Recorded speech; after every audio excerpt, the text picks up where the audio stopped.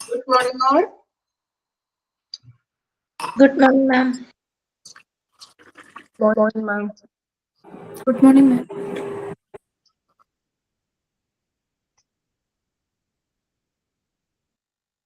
Okay, ഇപ്പൊ നമ്മൾ കഴിഞ്ഞ ക്ലാസ്സില് പബ്ലിക് റിലേഷൻസിലെ കുറച്ച് ബോക്സസ് ആണ് പറഞ്ഞത് അല്ലെ. അതായത് എന്തൊക്കെയായിരുന്നു ഓർമ്മയുണ്ടോ? കമ്മ്യൂണിക്കേഷൻ മെത്തേഡ്സിൽ പറയുന്ന കാര്യങ്ങളാണ് നമ്മൾ പറഞ്ഞത്. Signage board, then public interactions അല്ലെ, ഹോസ്പിറ്റൽ ടൂറിസ്റ്റുകൾ കണക്ട് ചെയ്യുക, ദെൻ കംപ്ലൈന്റ് സജഷൻ ബോക്സ് വെക്കുക, speakers bureau and advisory committee.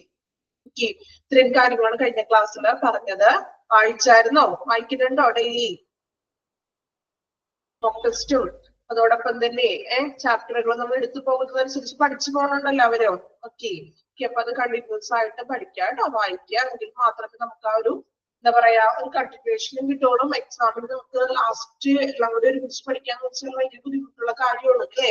അപ്പോ ഓരോ ചാപ്റ്റേഴ്സ് ഓരോ ടീച്ചേഴ്സ് എടുത്ത് പോകുന്ന ഇതനുസരിച്ചിട്ട് നിങ്ങളും ഒപ്പം തന്നെ പഠിച്ചു പോകാം. ഓക്കെ, ദെൻ ലാസ്റ്റ് നിങ്ങളൊരു റിവിഷൻ പോലെ ചെയ്യാം. ഓക്കെ, ടൈം കിട്ടുന്നത് പോലെ എല്ലാവരും നന്നായിട്ട് ഡെയിലി പഠിക്കാം കേട്ടോ. ഇനി നമുക്ക് നെക്സ്റ്റ് നോക്കുന്നത് indicators for evaluating public relation in the community അല്ലെ. അതായത് നമുക്കൊരു പബ്ലിക് റിലേഷൻ കമ്മ്യൂണിറ്റിയിൽ സമൂഹത്തിൽ ഒരു പബ്ലിക് റിലേഷൻ വിലയിരുത്താനായിട്ടുള്ള ഇൻഡിക്കേറ്റേഴ്സ് സൂചകങ്ങൾ എന്തൊക്കെയാണെന്ന്, നമുക്ക് എത്രത്തോളം ഒരു പബ്ലിക് ജനങ്ങളുമായിട്ടുള്ള ഒരു റിലേഷൻ ഉണ്ടെന്ന് വിലയിരുത്താനായിട്ടുള്ള സൂചകങ്ങൾ ഏതൊക്കെയാണെന്ന് പോയിന്റ്സ് ആണ്. First one, patient satisfaction surveys അല്ലെ. നമുക്ക് സർവേകളൊക്കെ നടത്തുന്നതിലൂടെ നമുക്ക് എത്രത്തോളം ആ ഒരു പബ്ലിക് റിലേഷൻ ഉണ്ടെന്ന് അറിയാൻ പറ്റും. ഇപ്പൊ ഹോസ്പിറ്റലിലൊക്കെ ആണെങ്കിലും സർവേ ഒക്കെ നമ്മൾ നടത്താറുണ്ട് ഇല്ലേ. അതായത് ഇപ്പൊ നമ്മൾ ഹോസ്പിറ്റലിലൊക്കെ അഡ്മിറ്റ് ആയിരിക്കുമ്പോഴൊക്കെ സർവേ കൊണ്ടുവരും അല്ലെ. ഒരു പേപ്പറൊക്കെ ക്വസ്റ്റ്യൻ ഉണ്ടാകും, അതിന് ആൻസർ ഉണ്ടാകും, നമ്മൾ അത് ജസ്റ്റ് ടിക്ക് ചെയ്താൽ മാത്രം മതി അല്ലേ.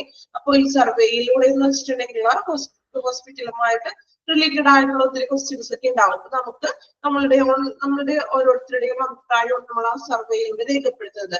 ദെൻ നമ്മുടെ സർവേയിലൂടെ മനസ്സിലാക്കാൻ പറ്റും, ഫീഡ്ബാക്ക് കിട്ടും അല്ലെ. ഹോസ്പിറ്റലിന്റെ പ്രവർത്തനങ്ങൾ എത്രത്തോളം ഉണ്ടെന്നൊക്കെ നമുക്ക് മനസ്സിലാക്കാനൊക്കെ സാധിക്കും. സർവേ ഫസ്റ്റ് പോയിന്റിൽ പറയുന്നത് പേഷ്യന്റ് സാറ്റിസ്ഫാക്ഷൻ സർവേ. പേഷ്യൻസ് എത്രത്തോളം സംതൃപ്തി ഉണ്ടെന്ന് ഇങ്ങനെ ഒരു സർവേയിലൂടെ നമുക്ക് മനസ്സിലാക്കാൻ സാധിക്കും. നമ്മൾ ചെറിയ ക്ലാസ്സിലൊക്കെ നിങ്ങൾ പ്രൊജക്റ്റും സർവേ ഒക്കെ ചെയ്യാൻ പോയിട്ടില്ലേ? ഒരു 10 വീടുകളിൽ പോയിട്ട് സർവേ ചെയ്യാൻ പറയും ഇല്ലേ? പോയിട്ടുണ്ടോ? ചെറിയ ക്ലാസ്സിലൊക്കെ പഠിക്കുന്ന ഒരു ടൈമില് നമ്മളൊരു 10 വീടായിരിക്കും ചിലപ്പോൾ കളക്ട് ചെയ്യാൻ പറയുന്നത് സർവേക്ക് വേണ്ടി അല്ലെ. പക്ഷെ ഇതിപ്പോ നമുക്ക് കുറച്ചും കൂടി ടെക്നോളജി ഡെവലപ്ഡ് ആയി. സോ നമ്മൾ ലിങ്ക് ഒക്കെ അയച്ചു കൊടുത്തിട്ട് ഓൺലൈൻ വഴി തന്നെ നമുക്ക് എത്ര പേർക്ക് വേണമെങ്കിലും സർവേ ഒക്കെ ചെയ്യാൻ പറ്റും അല്ലെ. ഓക്കെ, അപ്പൊ ഫസ്റ്റ് വൺ സർവേകൾ അറ്റൻഡ് ചെയ്യാം. അതിലൂടെ നമുക്ക് പേഷ്യൻസിന്റെ ഫീഡ്ബാക്ക് എത്രത്തോളം ഉണ്ടെന്ന് മനസ്സിലാക്കാം. Then second one, general opinion Paul. അതായത് എന്താണ്, ഒരു പൊതുവായിട്ടുള്ള ഒരു വോട്ടെടുപ്പ് നടത്താന്ന്. അതായത് എന്തെങ്കിലും ഒരു ക്വസ്റ്റ്യൻ ഒക്കെ വെച്ചിട്ട് ഒരു തിരഞ്ഞെടുപ്പൊക്കെ നടത്താന്ന്. അപ്പൊ നമുക്ക് ജനങ്ങൾക്ക് അറിയാൻ പറ്റും. ഇപ്പൊ നമ്മള് നേതാക്കന്മാരൊക്കെ തിരഞ്ഞെടുക്കാനായിട്ടൊക്കെ നമ്മള് ഒരു ഇലക്ഷൻ പോലെയൊക്കെ നടത്തുമല്ലോ. അപ്പൊ അതുപോലെ നമുക്ക് ഇവിടെയും എന്താണ് ഒരു തിരഞ്ഞെടുപ്പ് നടത്താമെന്ന്. ഇപ്പൊ പുതിയ മാനേജർ തിരഞ്ഞെടുക്കാനോ അല്ലെങ്കിൽ പുതിയ പുതിയ ഫെസിലിറ്റികളുടെ കാര്യങ്ങൾ കൊണ്ടുവരാനോ അങ്ങനെ ഹോസ്പിറ്റൽ റിലേറ്റഡ് ആയിട്ടുള്ള ഒരു വോട്ടെടുപ്പ് നമുക്ക് നടത്താം. മൂന്നാമതായിട്ട് പറയുന്നത് quality of care using check list. Check list ഉപയോഗിച്ചിട്ട് നമുക്ക് ഹോസ്പിറ്റലിന്റെ ക്വാളിറ്റി ചെക്ക് ചെയ്യാന്ന്. എന്താ ഈ ചെക്ക് ലിസ്റ്റ് എന്ന് പറഞ്ഞിട്ടുണ്ടെങ്കിൽ, ചെക്ക് ലിസ്റ്റ് കണ്ടിട്ടുണ്ടോ? നമ്മളിപ്പോ ഒരു ക്വസ്റ്റ്യൻ എഴുതി അതിൽ നമ്മൾ ഗുഡ് ഓർ ബാഡ് എന്ന് നമ്മൾ സ്റ്റാർ മാർക്ക് ഒക്കെ ചെയ്യില്ലേ? നമ്മളൊരു പ്രൊഡക്റ്റ് പർച്ചേസ് ഒക്കെ ചെയ്യില്ലേ? ഓൺലൈൻ ഷോപ്പിംഗ് ഒക്കെ ചെയ്യുന്നവരാണല്ലോ എല്ലാവരും. ചെയ്യാറില്ലേ? നിങ്ങള് ചെയ്യാറുണ്ടോ? ഓൺലൈൻ ഷോപ്പിംഗ് ഒക്കെ ചെയ്യില്ലേ? അപ്പൊ നമ്മള് ഈ പ്രൊഡക്റ്റ് വാങ്ങിച്ചു കഴിഞ്ഞിട്ട് നമ്മൾ ഓരോ സ്റ്റാർ പോയിന്റ് ഒക്കെ കൊടുക്കൂലേ? റേറ്റിംഗ് ഒക്കെ കൊടുക്കും അല്ലേ? ഇപ്പൊ ഗുഡ് അല്ലെങ്കിൽ വെരി ഗുഡ്, സാറ്റിസ്ഫൈഡ് അല്ലെ? അങ്ങനെയുള്ള ക്വസ്റ്റ്യൻസ് ഒക്കെ നമ്മൾ ചെയ്യാറുണ്ട്. സോ നമ്മൾ ഒരു ക്വസ്റ്റ്യനെയർ പോലെ തന്നെ. ഓക്കെ, അപ്പൊ ഹോസ്പിറ്റലിന്റെ ഡീറ്റെയിൽസ് അടങ്ങുന്ന കെയർ, ക്വാളിറ്റി ഓഫ് കെയർ, പരിചരണത്തിന്റെ ഒരു ചെക്ക് ലിസ്റ്റ് കൊടുക്കുകയാണ്. അപ്പൊ ചെക്ക് ലിസ്റ്റില് ഓരോരുത്തരും അവർക്ക് എങ്ങനെയാണ് ഇപ്പൊ ഫെസിലിറ്റി, എക്സാമ്പിൾ പറയുന്നത് ഒരു ക്വസ്റ്റ്യൻ എഴുതിയാണ് ഹോസ്പിറ്റലിന്റെ ഫെസിലിറ്റിയെ കുറിച്ച്. അപ്പൊ നിങ്ങളുടെ അഭിപ്രായം എന്താണ്? അപ്പൊ ഗുഡ് ആണെങ്കിൽ ഗുഡ് ടിക്ക് ചെയ്യും, അല്ലെങ്കിൽ വെരി ബാഡ് ആണെങ്കിൽ വെരി ബാഡിന്റെ ആണ് ടിക്ക് ചെയ്യും അല്ലെ? അതിനാണ് ചെക്ക് ലിസ്റ്റ് എന്നുകൊണ്ട് ഉദ്ദേശിക്കുന്നത്. ക്ലിയർ ആണോ ചെക്ക് ലിസ്റ്റ്? ക്ലിയർ ആണോ ചെക്ക് ലിസ്റ്റ്? സർവേ പോലെ തന്നെയാണ് കേട്ടോ. Then number of complaint received, എത്രത്തോളം കംപ്ലൈന്റ് സ്വീകരിച്ചിട്ടുണ്ടെന്ന്. അപ്പോ ഒരുപാട് കംപ്ലൈന്റ് സ്വീകരിച്ചാൽ അതിന്റെ അർത്ഥം എന്താണ്? ഹോസ്പിറ്റൽ നല്ലതാണോ അല്ലെങ്കിൽ ഗുഡ് ഓർ ബാഡ്? ഒരുപാട് കംപ്ലൈന്റ്സ് വരുന്നുണ്ടെങ്കിൽ അതിന്റെ അർത്ഥം എന്താണ്? നല്ല സേവനം ഒരുക്കോ, ഗുഡ് ഓർ ബാഡ് ആണോ അവിടുത്തെ സർവീസ്? ആലോചിച്ച് നോക്കിയേ. ഒരുപാട് കംപ്ലൈന്റ്സ് വരണേണ്, ബാഡ് ആണ് അല്ലേ? കംപ്ലൈന്റ്സ് വരുന്നത് എന്താണ്? അവിടെ മോശം ഫെസിലിറ്റി ആയിരിക്കാം, അല്ലെങ്കിൽ മറ്റെന്തെങ്കിലും പ്രശ്നങ്ങളായിരിക്കാം അല്ലെ? അപ്പൊ ഒത്തിരി കംപ്ലൈന്റ്സ് വന്നിട്ടുണ്ടെങ്കിൽ, നമ്പർ ഓഫ് കംപ്ലൈന്റ് റിസീവ്ഡ്, ഒരുപാട് കംപ്ലൈന്റ്സ് നമ്മൾ സ്വീകരിച്ചിട്ടുണ്ടെങ്കിൽ അതിന്റെ അർത്ഥം എന്താണ്? അവിടുത്തെ സർവീസ് വളരെ മോശമാണ്. Then extent of voluntary effort by the community. Extent voluntary efforts. എന്താ voluntary efforts എന്ന് പറഞ്ഞാൽ? അതായത് സമൂഹത്തിലുള്ള സ്വമേധയായുള്ള പ്രവർത്തനങ്ങൾ. എക്സാമ്പിൾ നമുക്ക് എന്ത് പറയാം? ഇപ്പൊ ഹോസ്പിറ്റലിന് വേണ്ടിയിട്ട് പ്രവർത്തിക്കുന്ന കുറച്ച് ചില സംഘടനകളൊക്കെ ഉണ്ടാകും അല്ലെ? നമ്മുടെ സൊസൈറ്റിയിൽ തന്നെ പല സംഘടനകളൊക്കെ ഉണ്ട് നമ്മുടെ ഹോസ്പിറ്റലിന് വേണ്ടിയിട്ട് പ്രവർത്തിക്കുന്നത്. ഏതൊക്കെയാണ് എക്സാമ്പിള്? ഏതെങ്കിലും ഒരു എക്സാമ്പിൾ പറയാമോ? ഇപ്പൊ നിങ്ങളുടെ അടുത്ത് തന്നെ, ഇപ്പൊ നിങ്ങളുടെ അടുത്തൊരു ഹോസ്പിറ്റൽ ഉണ്ടെങ്കിൽ നമ്മള് അല്ലെങ്കിൽ ആ സൊസൈറ്റിയിലെ ജനങ്ങള് ഇപ്പൊ ഏതെങ്കിലും സംഘടനകൾ വഴി ഹോസ്പിറ്റലിന് വേണ്ടിയിട്ട് കാര്യങ്ങളൊക്കെ ചെയ്യും ഇല്ലേ? ഏതാണ് ഒരു എക്സാമ്പിളും ഇല്ല. ആലോചിച്ച് നോക്കിയേ. ഇതൊക്കെ നമ്മൾ നമ്മുടെ നിത്യജീവിതത്തിൽ കാണുന്ന കാര്യങ്ങളല്ലേ? എന്തൊക്കെയാണ്? സ്വമേധയാ നമ്മൾ കമ്മ്യൂണിറ്റിക്ക്, നമ്മുടെ ഒരു സമൂഹം ആ ഒരു ഹോസ്പിറ്റലിന് വേണ്ടി ചെയ്യുന്നത് പ്രവർത്തനങ്ങൾ. ഇപ്പൊ എക്സാമ്പിൾ പറയുകയാണെങ്കിൽ പാർട്ടി പ്രവർത്തകരൊക്കെ ഉണ്ട് അല്ലേ? ഓരോ സന്നദ്ധ പ്രവർത്തകരെ, സേവാഭാരതി അങ്ങനെയുള്ള ഓരോരോ പാർട്ടി പ്രവർത്തകരൊക്കെ ഇല്ലേ? അല്ലെങ്കിൽ മറ്റ് ഏതെങ്കിലും ചെറിയ ചെറിയ സംഘടനകള്, ഇപ്പോ എന്താണ്, ഇപ്പൊ വനിതാ സംഘടനകളായിക്കോട്ടെ അല്ലെങ്കിൽ മറ്റേതെങ്കിലും സംഘടനകള് ഹോസ്പിറ്റലിന് വേണ്ടി പ്രവർത്തിക്കും. ചിലപ്പോ എന്തൊക്കെയാണ് അവർക്ക് ഫെസിലിറ്റികള് അല്ലെങ്കിൽ എന്തെങ്കിലും ആംബുലൻസ് സർവീസ്, ഓക്കെ എക്സാമ്പിൾ ആണ്. ദെൻ അതുപോലെ തന്നെ ഇപ്പോ ഓരോ പ്രവർത്തനങ്ങളുടെ അടിസ്ഥാനത്തില് അല്ലെങ്കിൽ ഫുഡ്, അതാണ് ഞാൻ പറഞ്ഞിരുന്നത്, നമ്മൾ പൊതിച്ചോറൊക്കെ കൊടുക്കാറുണ്ട് ഇല്ലേ? അതിപ്പോ ഓരോ പാർട്ടിക്കാർ വന്ന് കളക്ട് ചെയ്തിട്ടാണ് നമ്മുടെ വീടുകളിൽ വന്നിട്ട് ഹോസ്പിറ്റലിലേക്ക് കൊടുക്കാനായിട്ട് അങ്ങനെ അവര് കണ്ടിന്യൂസ് ആയിട്ട് ചെയ്യുന്ന ഓരോരോ പൊതുപ്രവർത്തനങ്ങൾ ഇല്ലേ? അപ്പൊ അതിനെയാണ് ഈ voluntary effort by the community എന്നുകൊണ്ട് ഉദ്ദേശിക്കുന്നത്. ഓക്കെ, അതായത് നമ്മള് സമൂഹത്തിലുള്ള ജനങ്ങള് ഹോസ്പിറ്റലിന് വേണ്ടിയിട്ട് സ്വമേധയാണ് അവരുടെ ഇഷ്ടത്തോടു കൂടി ചെയ്യുന്ന കാര്യങ്ങൾ. ഇപ്പൊ ഒരു ഫുഡ് കൊടുക്കാം, അല്ലെങ്കിൽ ആംബുലൻസ് അറേഞ്ച് ചെയ്യുക, അങ്ങനെയുള്ള കാര്യങ്ങളൊക്കെ. ക്ലിയർ ആയ പോയിന്റ്? വോളണ്ടറി എഫേർട്സ് സ്വമേധയാ ചെയ്യുന്നത്. ഓക്കെ, ബ്ലഡ് ഡൊണേഷനും കാര്യങ്ങളൊക്കെ ഓരോ ക്യാമ്പുകൾ പോലെയൊക്കെ അറേഞ്ച് ചെയ്യാറുണ്ട് അവര് അല്ലെ? ഓക്കെ, അങ്ങനെയുള്ള കാര്യങ്ങളാണ്. ഇനി turn over the health staff. Turn over the health staff അതിന്റെ അർത്ഥം എന്താ അവിടെ പറയുന്നത്? അതായത് ഹെൽത്ത് സ്റ്റാഫുകളുടെ എണ്ണം. അതായത് ഹോസ്പിറ്റലിൽ അത്യാവശ്യം നല്ല ഹെൽത്ത് സ്റ്റാഫുകൾ ഉണ്ടെങ്കിൽ അതിന്റെ അർത്ഥം എന്താണ്? നല്ലൊരു സേവനമാണ് അവിടെ കാഴ്ചവെക്കുന്നത്. ഇനി സ്റ്റാഫുകളുടെ എണ്ണം കുറയുകയാണെങ്കിൽ അതിന്റെ അർത്ഥം എന്താണ്? ഇപ്പൊ നമ്മൾ ഹോസ്പിറ്റലിൽ തന്നെയില്ല, നിങ്ങൾ മറ്റേതെങ്കിലും കമ്പനി എടുത്ത് നോക്കി, അപ്പൊ അവിടുത്തെ സ്റ്റാഫുകൾ, ഒരു സ്റ്റാഫ് ഒരു കൊല്ലം പോലെ അവിടെ തികച്ചു നിൽക്കുന്നില്ല. എല്ലാവരും ഒരു 6 മാസം അല്ലെങ്കിൽ മാക്സിമം ഒരു 5 മാസം കഴിയുമ്പോൾ അവര് വേറെ നല്ലൊരു ജോലി നോക്കി പോകണമെന്ന് വിചാരിക്കാം. അപ്പൊ അതിന്റെ അർത്ഥം എന്താണ്? അവിടെ എന്തുകൊണ്ടാണ് അവിടെ കണ്ടിന്യൂ ചെയ്യാത്തത്? എന്തെങ്കിലും റീസൺ ഉണ്ടാവേ ഉണ്ടോ? നമ്മളൊരു സ്ഥാപനത്തിൽ ചിലപ്പോ സാലറിയുടെ പ്രശ്നം വരാം, ചിലപ്പോ വർക്കിംഗ് അവേഴ്സിന്റെ പ്രശ്നങ്ങൾ വരാം അല്ലെ. അപ്പൊ അവർക്ക് അവിടെ കംഫോർട്ട് അല്ലാത്തതിനാലാണ് സാറ്റിസ്ഫൈഡ് അല്ല അല്ലെ. അപ്പൊ അതിനാലാണ് സ്റ്റാഫുകൾ നിൽക്കാത്തത്. സോ ഇവിടെ പറയുന്നത് turn over the health staff. ഇവിടെയും പറയുന്നത് ജീവനക്കാരുടെ എണ്ണം. ജീവനക്കാർ അത്യാവശ്യത്തിന് നല്ല സ്റ്റാഫുകൾ ഉണ്ടെങ്കിൽ അതിന്റെ അർത്ഥം എന്താണ്? നല്ലൊരു സർവീസസ് ആണ് അവിടെ കീപ്പ് ചെയ്ത് പോകുന്നത്. അഥവാ ഇപ്പൊ സ്റ്റാഫുകളുടെ എണ്ണത്തിൽ കുറവാണെന്ന് വിചാരിക്കാം അല്ലെ. ഇപ്പൊ നമ്മള് എപ്പോഴും ഇങ്ങനെ സ്റ്റാഫുകൾ മാറിക്കൊണ്ടിരിക്കുന്നു എന്ന് വെച്ചിട്ടുണ്ടെങ്കിൽ സ്റ്റാഫുകളും അവിടെ കംഫോർട്ട് അല്ല എന്നാണ് അതിന്റെ അർത്ഥം. ഓക്കെ. ദെൻ അടുത്ത point, consistency of attendance of the patients in clinics and health centres. Consistency അതായത് എന്താണ്? ഹെൽത്ത് സെന്റേഴ്സിലും അതുപോലെ തന്നെ എന്താണ് രോഗികളുടെ ഹാജർ സ്ഥിരത. സ്ഥിരമായിട്ട് നമുക്ക് പേഷ്യൻസുകൾ വരുന്നുണ്ടോ, അവരുടെ ഒരു ഹാജർ സ്ഥിരത. ഇപ്പൊ നിങ്ങൾ ഏതെങ്കിലും ഒരു ഹോസ്പിറ്റലിൽ അല്ലെങ്കിൽ ഒരു ഡോക്ടറെ കാണുന്നതെങ്കിൽ നമ്മൾ സ്ഥിരമായിട്ട് ആ ഡോക്ടറും ആ ഹോസ്പിറ്റലിൽ തന്നെയായിരിക്കും ചൂസ് ചെയ്യുന്നത്, ആണോ? അങ്ങനെ എത്ര പേരുണ്ട് സ്ഥിരമായിട്ട് ഒരു ഡോക്ടറെ തന്നെ അല്ലെങ്കിൽ ആ ഒരു സെയിം ഹോസ്പിറ്റലിൽ തന്നെ ചൂസ് ചെയ്യുന്നവര്? ലിജി മാത്രമുള്ളോ? കുറച്ചു പേരുണ്ട് അല്ലേ. അതായത് നമുക്ക് എന്തുകൊണ്ടാണ് നിങ്ങളപ്പോ മറ്റൊരു ഹോസ്പിറ്റലിൽ പോകാത്തത്? എന്തുകൊണ്ടാണ്? അല്ലെങ്കിൽ നിങ്ങൾക്ക് പിന്നീട് എപ്പോഴെങ്കിലും ഒരു അസുഖം വന്നു, നമുക്ക് വേറൊരു ഹോസ്പിറ്റലിൽ ചൂസ് ചെയ്തൂടെ? എന്തുകൊണ്ടാണ് നമ്മൾ ആ ഒരു സെയിം ഹോസ്പിറ്റലിൽ പോകുന്നത്? അവിടെ നിന്ന് നമുക്ക് സാറ്റിസ്ഫാക്ഷൻ ഉണ്ട്, സംതൃപ്തി ഉണ്ട്, നമ്മളുടെ അസുഖം ഭേദമാകുന്നുണ്ട്. ദെൻ നമ്മൾ എക്സ്പെക്ട് ചെയ്യുന്ന എല്ലാ കാര്യങ്ങളും നമുക്ക് ആ ഹോസ്പിറ്റലിൽ നിന്നും അല്ലെങ്കിൽ ആ ഡോക്ടറിൽ നിന്നും നമുക്ക് ലഭിക്കുന്നുണ്ട്. ഇപ്പൊ നമ്മൾ സാറ്റിസ്ഫൈഡ് ആണ്, അതുകൊണ്ടാണ് നമ്മൾ വീണ്ടും ആ ഹോസ്പിറ്റലിനെ സെലക്ട് ചെയ്യുന്നത്. അപ്പൊ അതാണ് പറയുന്നത് consistency of the attendance of patient. ക്ലിനിക്കിലും ഹെൽത്ത് സെന്റേഴ്സിലും വരുന്ന ഹാജർ സ്ഥിരത, ഇത്രത്തോളം പേഷ്യൻസ് അവിടെ വരുന്നുണ്ടെന്ന്. ഓക്കെ. ദെൻ ഡൊണേഷൻ അല്ലെ. ഡൊണേഷൻ എന്ന് പറഞ്ഞാൽ എന്താണ്? ഇതുപോലെ തന്നെ മറ്റു സന്നദ്ധ പ്രവർത്തകരും അല്ലെങ്കിൽ ഏതെങ്കിലും പേഴ്സണൽ ആയിട്ട് ഹോസ്പിറ്റലിന് ഡൊണേഷൻസ് ഒക്കെ നൽകുന്നത്. Then inpatient who leave against medical advisor. എന്താ leave against medical advisor? LAMA അല്ലെ. അതായത് ലാമ പേഷ്യൻസ് എത്രത്തോളം ഉണ്ടെന്ന്. എന്താ ലാമ പേഷ്യൻസ് എന്ന് വെച്ചിട്ടുണ്ടെങ്കിൽ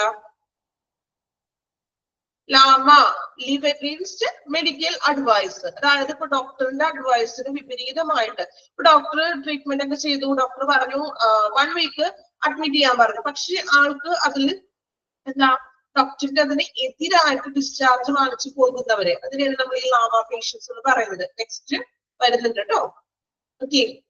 അപ്പൊ എത്രത്തോളം ലാമ പേഷ്യൻസ് ഉണ്ടെന്ന്. അപ്പൊ ലാമ പേഷ്യൻസിന് കാരണം പല പല റീസൺസ് ഉണ്ടാകാം അല്ലെ. എന്തൊക്കെയാണ് ഒരു ലാമ പേഷ്യൻസിന് വരുന്ന റീസൺസ്? ചിലപ്പോ ഹോസ്പിറ്റലിലെ സൗകര്യക്കുറവുകൾ ഉണ്ടാകാം അല്ലെ, ഫെസിലിറ്റിയുടെ ബുദ്ധിമുട്ടുണ്ടാകാം, ചിലപ്പോൾ ഡോക്ടേഴ്സിന്റെ അഭാവം ഉണ്ടാകാം. അങ്ങനെയുള്ള ഓരോരോ പ്രശ്നങ്ങൾ മൂലം ഇതുപോലെ ഒത്തിരി പേഷ്യൻസ് ലീവ് ചെയ്ത് പോകുന്നുണ്ട്. അപ്പൊ ഇത്തരം കാര്യങ്ങളൊക്കെയാണ് നമ്മൾ ഒരു പബ്ലിക് റിലേഷൻ മണിയുടെ പ്രശ്നമുണ്ട് അല്ലെ. അപ്പൊ ഇത്രയും അതൊക്കെയാണ് നമ്മളൊരു പബ്ലിക് റിലേഷൻ സമൂഹത്തിലെ കമ്മ്യൂണിറ്റിയിലെ ഒരു പബ്ലിക് റിലേഷനെ നമ്മൾ ഇൻഡിക്കേറ്റ് ഇവാലുവേറ്റ് ചെയ്യാൻ വേണ്ടി വിലയിരുത്തുന്ന രീതികളാണ്. ഒരു പ്രാവശ്യം ഒരു പോയിന്റ്സ് വായിക്കാം, ശ്രദ്ധിക്കാം, എന്നിട്ട് നിങ്ങൾ ഒരു പ്രാവശ്യം വായിക്കാം. First one, patient satisfaction surveys. സർവേകൾ നമുക്ക് നടത്താം.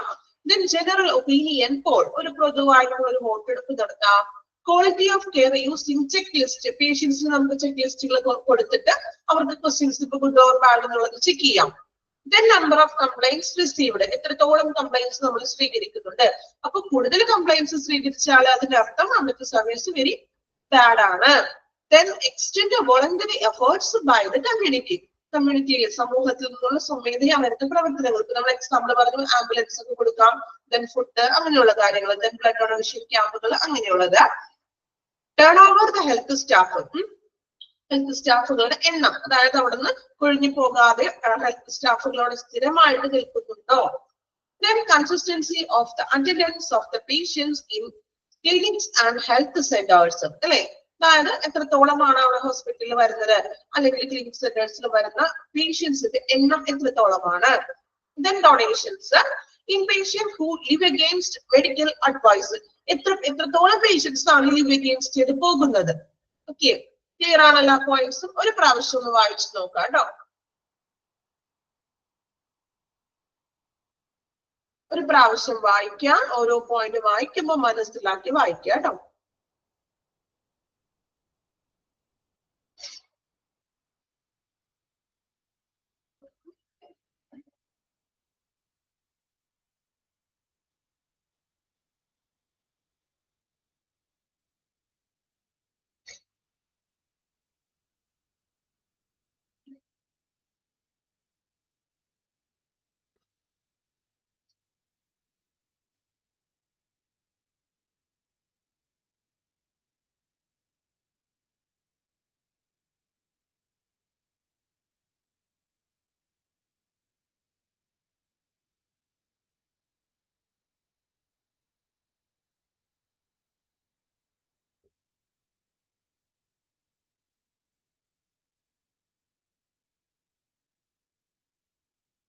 പോയിന്റ്സുകളാണ് കേട്ടോ വായിക്കുക.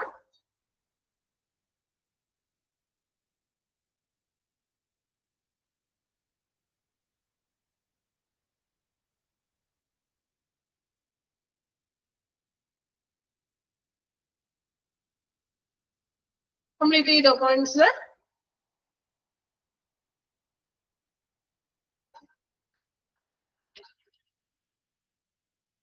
കംപ്ലീറ്റ് ചെയ്തോ? വായിച്ചു എല്ലാവരും? ഓക്കെ, ഇനി നമുക്ക് നെക്സ്റ്റ് വീണ്ടും നമ്മൾ ഈ പറഞ്ഞ പോയിന്റ്സ്, അതായത് ഇൻഡിക്കേറ്റേഴ്സിൽ തന്നെ അവർ വീണ്ടും ഒരു ബോക്സ് ആയിട്ട് കാണിച്ചിരിക്കുകയാണ് കേട്ടോ. നമ്മൾ പറഞ്ഞ പോയിന്റ്സുകളൊക്കെ തന്നെയാണ് അതിനെ ചെറിയ ചെറിയ ബോക്സ് ആയിട്ട് പറഞ്ഞിരിക്കുകയാണ്. നോക്കാം, ഫസ്റ്റ് വൺ ക്ലിയർ ആണോ? നിങ്ങളുടെ ടെക്സ്റ്റിൽ ക്ലിയർ ആണല്ലോ ബോക്സുകള്? കുഴപ്പമില്ലല്ലോ? ഓക്കെ ആണോ? ഓക്കെ, അപ്പൊ നോക്കാം കേട്ടോ. ഫസ്റ്റ് പറയുന്നത് indicators for measuring public relations. Just ഒന്ന് വായിക്കുക കേട്ടോ. Helps to identify ways of improving medical care and ultimately translates into better and happier patients. അതായത് മെഡിക്കൽ കെയർ ഇംപ്രൂവ് ചെയ്യാനായിട്ടുള്ള മാർഗങ്ങളൊക്കെ മനസ്സിലാക്കുക. അതായത് കൂടുതൽ നല്ല ഫെസിലിറ്റികളൊക്കെ ഹോസ്പിറ്റലിൽ കൊണ്ടുവരിക. അങ്ങനെ നമുക്ക് മെഡിക്കൽ കെയർ എത്രത്തോളം രോഗി പരിസരം നല്ല രീതിയിൽ നമുക്ക് ആക്കാനായിട്ട് പറ്റും എന്നുള്ള മാർഗങ്ങൾ നമുക്ക് സ്വീകരിച്ചുകൊണ്ട് അതിലൂടെ എന്താണ് പേഷ്യൻസിനെ നമുക്ക് ഹാപ്പിയർ ആക്കാവുന്നത് അല്ലെ. അതായത് കൂടുതൽ സൗകര്യങ്ങളും ഫെസിലിറ്റികളൊക്കെ കൊണ്ടുവരുമ്പോൾ പേഷ്യൻസ് ഹാപ്പിയാണ്, പേഷ്യൻസ് സാറ്റിസ്ഫൈഡ് ആയിരിക്കും. ഓക്കെ, അതിനുള്ള മാർഗങ്ങൾ എന്തൊക്കെയാണെന്ന് കണ്ടുപിടിച്ചുകൊണ്ട് ആ മാർഗങ്ങൾ നമുക്ക് സ്വീകരിക്കാവുന്നത് ജസ്റ്റ് പറയുന്നുള്ളൂ കേട്ടോ. ഇനി next one patient satisfaction survey. നമ്മൾ ഈ പോയിന്റ്സ് പറഞ്ഞില്ലേ, അത് തന്നെ വീണ്ടും റിപ്പീറ്റ് ചെയ്തിരിക്കുകയാണ് കേട്ടോ.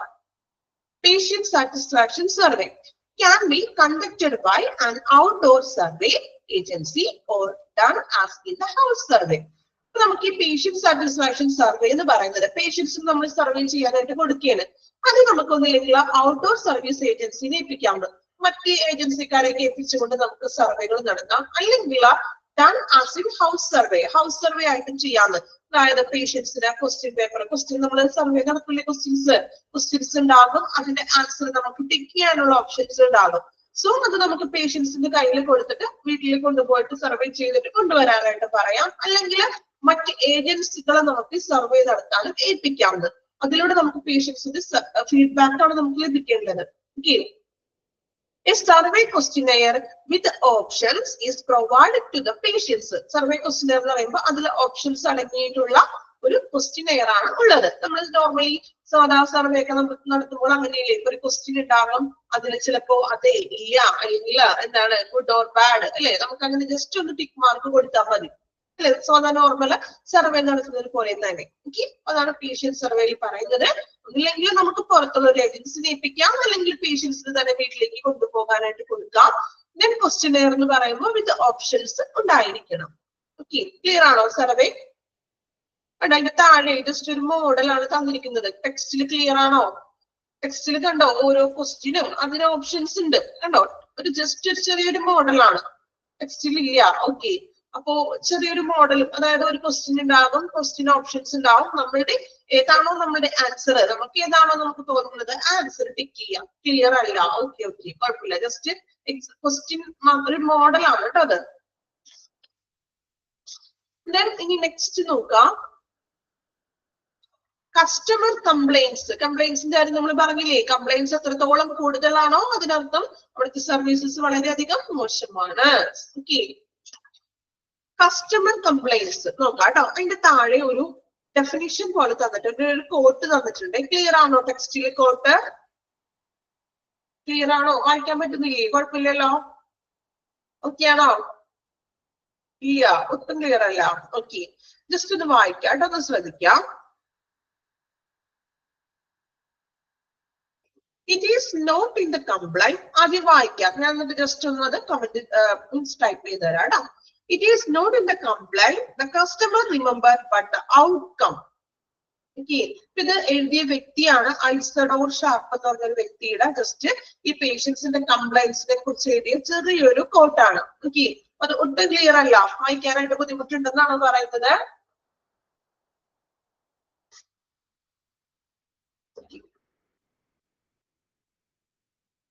ടീച്ചർ കമന്റ് ചെയ്ത് തരാം. ജസ്റ്റ് ഒന്ന് അവിടെ ടെക്സ്റ്റ് ബുക്കിൽ തന്നെ ഒന്ന് എഴുതിയെടുക്കാം കേട്ടോ.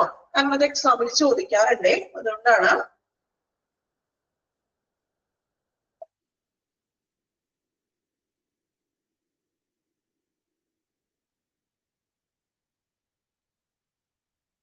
എഴുതിയെടുക്കാം കേട്ടോ ഒന്ന്. It is not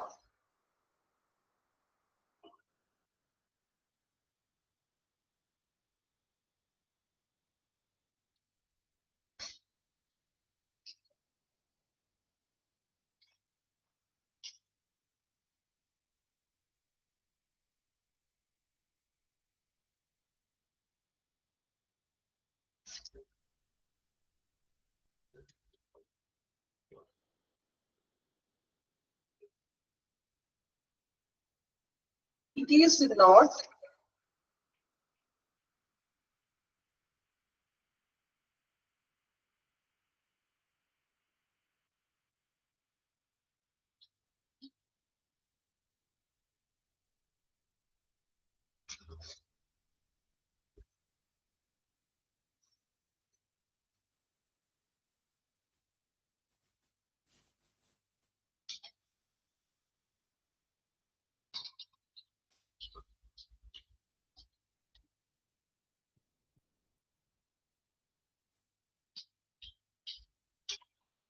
it is not in the complaint. The customer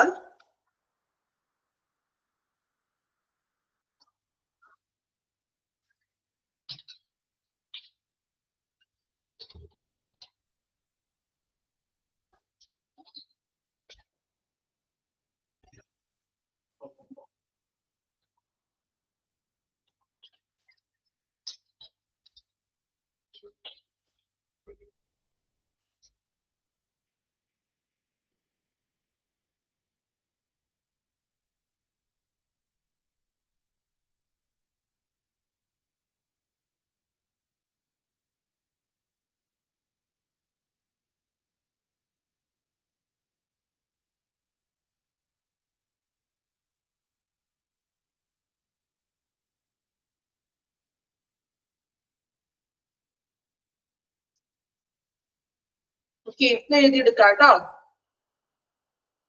വായിക്കാൻ പറ്റുന്നുണ്ടല്ലോ? ഓക്കെ, കുറച്ച് ക്ലിയർ ഉണ്ട്. Okay okay.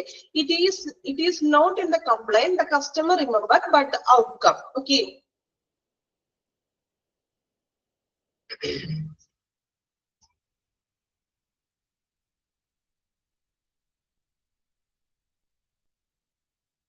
ഓക്കെ ദെൻ നോക്കാം കേട്ടോ.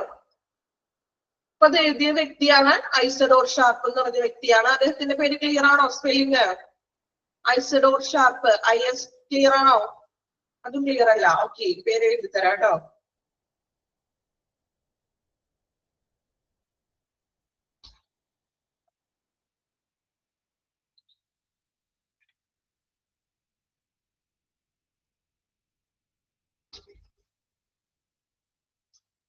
പേര് നോക്കാം കേട്ടോ. ഐസഡോർ ഷാർപ്പ് എന്ന് പറഞ്ഞ വ്യക്തിയാണ് ഈ ഒരു കോട്ട് എഴുതിയത്.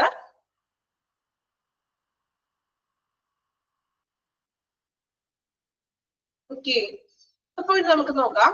കസ്റ്റമർ കംപ്ലൈൻസ് നമ്മൾ പറഞ്ഞു, കസ്റ്റമർ കംപ്ലൈൻസിനെ കുറിച്ച്. അപ്പൊ അദ്ദേഹം എഴുതിയൊരു കോട്ടാണ് പറഞ്ഞത്.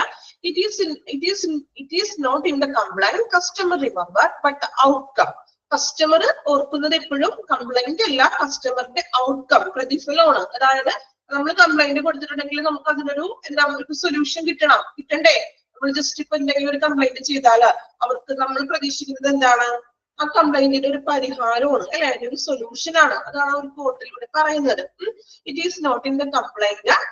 Customer remember but outcome. Customer അതിന്റെ ഔട്ട്കം ആണ് പ്രതീക്ഷിക്കുന്നത്. നമ്മളൊരു കംപ്ലൈന്റ് കൊടുത്താല് അതിന്റെ ഔട്ട്കം, അതായത് അതിനൊരു സൊല്യൂഷൻ വേണ്ടേ? ആ സൊല്യൂഷൻ ആണ് ഒരു കസ്റ്റമർ ആഗ്രഹിക്കുന്നത്. ഇനി അടുത്തതായിട്ട് പറയുന്നത് നോക്കി, നമ്പർ ഓഫ് കംപ്ലൈന്റ്സ് റിസീവ്ഡ്. നമ്മൾ നേരത്തെ പറഞ്ഞല്ലോ, less the number of complaints received better is the public relation, അല്ലെ? ലെസ് എന്ന് പറഞ്ഞാൽ കുറച്ച് കംപ്ലൈന്റ്സ് മാത്രം അവിടെ നമ്മൾ സ്വീകരിക്കുന്നുവെങ്കിൽ അതിന്റെ അർത്ഥം better is the public relation, അല്ലെ? നല്ലൊരു പബ്ലിക് റിലേഷൻ ആയിരിക്കുന്നത്.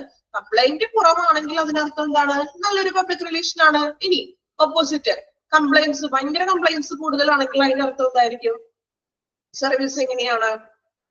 കംപ്ലൈന്റ് കൂടുതലാണെങ്കിൽ സർവീസ് ഇങ്ങനെയായിരിക്കും. അതിന്റെ അർത്ഥം ഭയങ്കര മോശമാണെന്നല്ലേ, ബാഡ് എന്നല്ലേ. ഓക്കെ, അപ്പൊ അത് ഒന്ന് പഠിച്ചു വെക്കുക കേട്ടോ.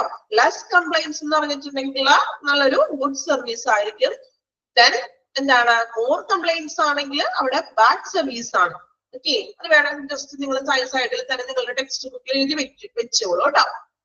ലെസ് നമ്പർ ഓഫ് കംപ്ലൈൻസ് അല്ലെങ്കിൽ ലെസ് കംപ്ലൈൻസ് ആണെങ്കിൽ ഗുഡ് സർവീസസ് ആണ്. ദെൻ മോർ കംപ്ലൈൻസ് ആണെങ്കിൽ അവിടെ ബാഡ് സർവീസസ് ആയിരിക്കും. ഓക്കെ, മനസ്സിലാക്കാൻ വേണ്ടിയിട്ടാണ് നിങ്ങളുടെ രീതിയിൽ എഴുതി വെച്ചോളൂ. ഓക്കെ, കംപ്ലൈൻസ് ക്ലിയർ ആണോ? അപ്പോ ഏറ്റവും കുറഞ്ഞ കംപ്ലൈൻസ് ആണെങ്കിൽ അതിനർത്ഥം എന്താണ്, നല്ല രീതിയിലുള്ള സർവീസസ് ആണ് അവിടെ പ്രൊവൈഡ് ചെയ്യുന്നത്. കംപ്ലൈൻസ് കൂടുതലാണെങ്കിൽ അതിനർത്ഥം ബാഡ് സർവീസസ് ആയിരിക്കും. ഓക്കെ, നെക്സ്റ്റ് നോക്കാം കേട്ടോ. Next one volunteers. എന്താ വോളണ്ടിയേഴ്സ്? വോളണ്ടിയർമാരെന്ന് നമ്മൾ കേട്ടിട്ടുണ്ട് അല്ലെ, എന്തെങ്കിലും പ്രോഗ്രാംസ് ഒക്കെ നടക്കുമ്പോൾ അതില് വോളണ്ടിയർമാർ ഉണ്ടാവും അല്ലേ. എന്താണ് ഈ വോളണ്ടിയർമാർ ചെയ്യുന്നത്? എന്താണ് അവർ ചെയ്യുന്ന ഡ്യൂട്ടി? സൂപ്പർവിഷൻ ആണ് അല്ലെ. ഇപ്പൊ പ്രോഗ്രാംസിലൊക്കെ ഒന്ന് മേൽനോട്ടമൊക്കെ വഹിച്ച് അല്ലെ, ഇപ്പൊ നല്ല രീതിയിലൊക്കെ അവര് എല്ലാ കാര്യങ്ങളും പെർഫോമൻസും ഒരു ഗൈഡിങ് ആണ് അല്ലെ. ഓക്കെ, ഇതൊരു സന്നദ്ധ പ്രവർത്തകരാണ് അവര്. ആണോ? സന്നദ്ധ പ്രവർത്തകരാണ്. നോക്കാം. Volunteers, extent of voluntary effort by community. Volunteers are public spirited and service minded people providing extra service. അല്ലെ, അതായത് വോളണ്ടിയേഴ്സ് എന്ന് പറഞ്ഞിട്ടുണ്ടെങ്കിൽ അല്ലെങ്കിൽ വോളണ്ടിയർ ക്രോപ്സ് എന്ന് പറയാം കേട്ടോ.